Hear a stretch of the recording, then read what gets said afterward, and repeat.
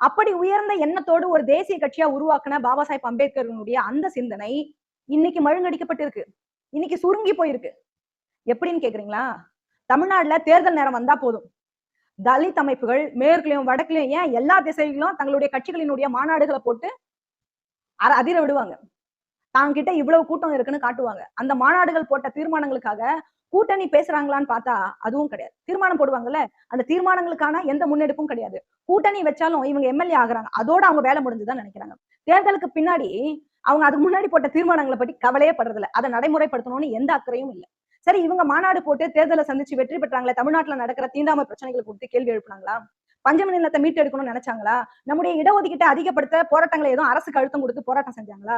மத்திய அரசு நமக்கு கொடுத்துக்கிட்டு இருக்கக்கூடிய பணத்த திருப்பி மாநில அரசுகள் அனுப்பிட்டு இருக்காங்களா? அத கேள்வி கேட்கறாங்களா? இப்படி எதையுமே கேட்காம இருக்கிறதுக்கு எதுக்கு தேர்தல் கூட்டணி? உங்களோட சொந்த நலனுக்காகவா? ஆக வருகிற சட்டமன்ற தேர்தல்ல போட்டியிடுகிற தலித் தலைவர்களும், நம்முடைய மக்களும் பாபா சாஹிப் அம்பேத்கர் அவர்கள் மிக தெளிவான ஒரு விஷயத்த சொல்லிட்டு போயிருக்கிறார். தலைவர்களுக்கும், நம்முடைய மக்களுக்கும். என்ன சொல்றாரு அப்படின்னு புரிஞ்சுது அப்படின்னு உங்களுக்கு நான் சுருக்கமா சொல்றேன். நம்முடைய நலன்கள்ல இருந்து தான் எதையும் யோசிக்கணும், பேசணும்னு சொல்றாரு. நம்முடைய நலன்கள்ல இருந்து தான் யோசிக்கணும். அவர் சொன்ன மாதிரி ஏதாவது ஒண்ணு இங்க நடந்திருக்கா? இல்லையே. தலித் இயக்கங்கள பார்த்து நான் கேட்கிறேன். எந்த நலன்கள்ல இருந்து நீங்க இத்தன வருஷம் கூட்டணியில இருக்கீங்க? எல்லா தலித் அமைப்புகளும் நல்லா பேசுறோம். தலித் மக்களோட நலன்ல இருந்து ஒரு தேர்தலையாவது நாம சந்திச்சிருக்கிறோமா தமிழ்நாட்டுல? தமிழ்நாட்டுல இருக்கிற தலித் அமைப்புகள் தன்னிச்சு தேர்தல தன்னிச்சு சந்திச்சோமா நாம? அல்லது நம்முடைய பிரச்சனைகள பேசின ஏதாவது வரலாறு இருக்கா? தேர்தல் நேரத்துல அத நிறைவேற்றின வரலாறு ஏதாவது இருக்கா?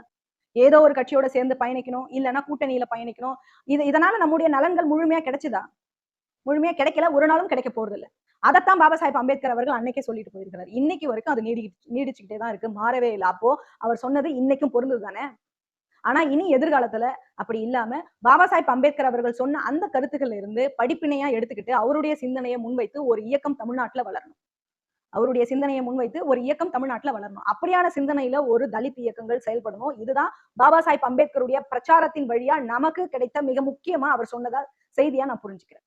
சமரசத்திலேயே வாழ்க்கையும், சமரசத்திலேயே அரசியலும் இன்னும் எத்தனை நாளைக்கு நம்ம முன்னெடுக்க போறோம் அப்படிங்கிறத சிந்திச்சு பாருங்க.